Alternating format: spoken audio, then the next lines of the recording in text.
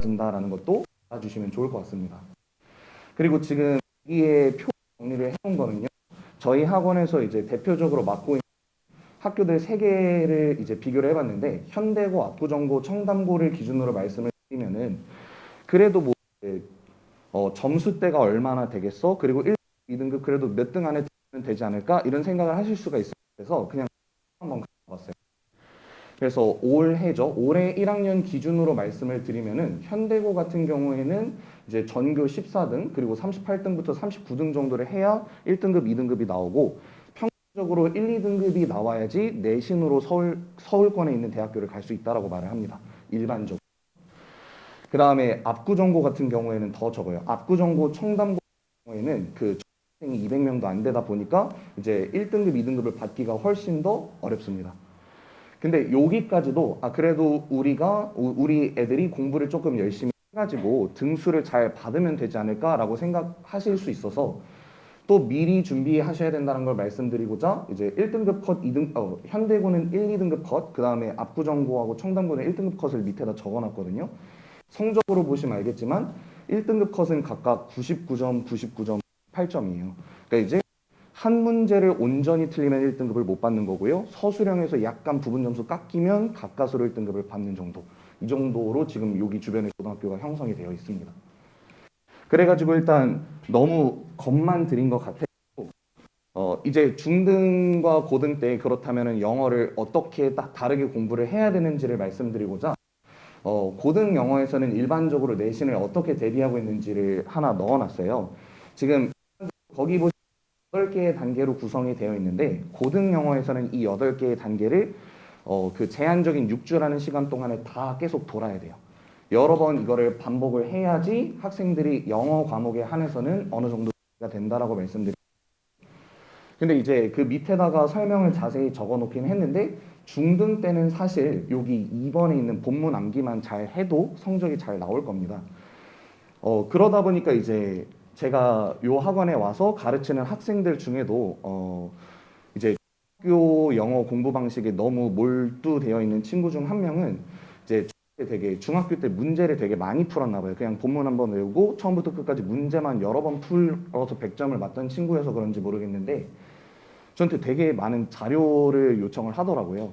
근데 이제 고등학교 영어는 이제 요 지역뿐만 아니라 그 서울권들 그리고 이제 나아가서 앞으로는 전국적으로 어떻게 바뀔 추세냐면은 결국에는 수능 영어형으로 다 바뀔 거예요. 그래서 이제 서술형을 제외하고는 수능 영어형으로 바뀌고 있기 때문에 제가 이제 중등부 어머니들한테 이렇게 설명회를 설 수 있었을 때 가장 드리고 싶었던 말씀 중 하나가 이제 중학교 때부터 이제 딱 중학교 과정대로만 가시면은 사실 이제 그 정부에서 발표하는 정책에 패배하는 그런 현상이 일어날 것 같아요. 그래서 미리미리 이제 때도 학습량을 많이 늘려주셔야 될 것 같습니다.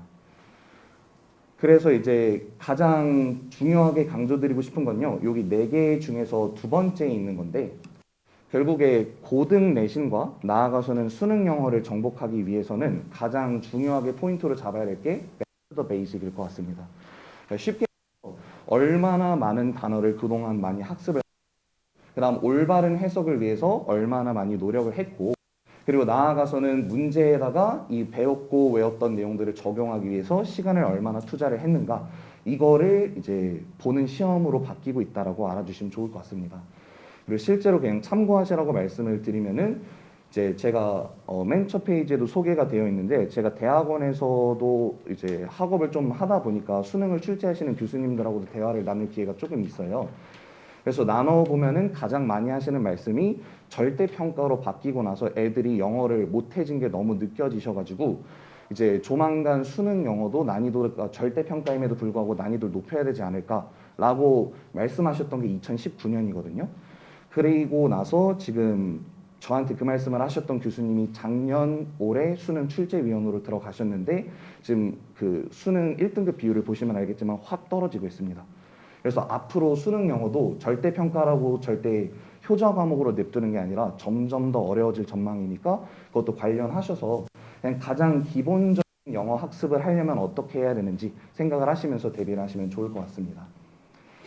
그래서 이제 마지막으로 중등 영어와 고등 영어의 차이를 말씀을 드렸고 고등 영어에서는 어떻게 공부를 해야 되는지를 말씀을 드렸고 이제 마지막으로 저희 학원에서는 어떤 프로그램이 있는가를 넣어두려고 4번에다가 넣어두긴 했는데 이제 가장 중요한 건 일단 저는 문법부터 갈 거긴 한데요. 이제 만약에 가정에서 학습을 시키실 때는 뭐가 가장 중요하실 것 같냐면은 단어장을 한두 개를 이제 잘 설정을 해 주시고요. 단어장을 막 바꾸면서 공부하는 게 가장 비효율적입니다. 그 좋은 단어장 이제 조금만 서칭하시면 나오거든요. 그래서 한두 개 정도 골라가지고 그거를 이제 고3 끝날 때까지 여러 번 반복해서 돌려주시는 게 자녀들의 학습에도 가장 도움이 될 거라고 생각합니다. 그래가지고 네, 너무 시간이 딜레이가 많이 됐다 그래서 저는 이렇게까지만 소개를 드리고 마지막으로 네, 감사합니다.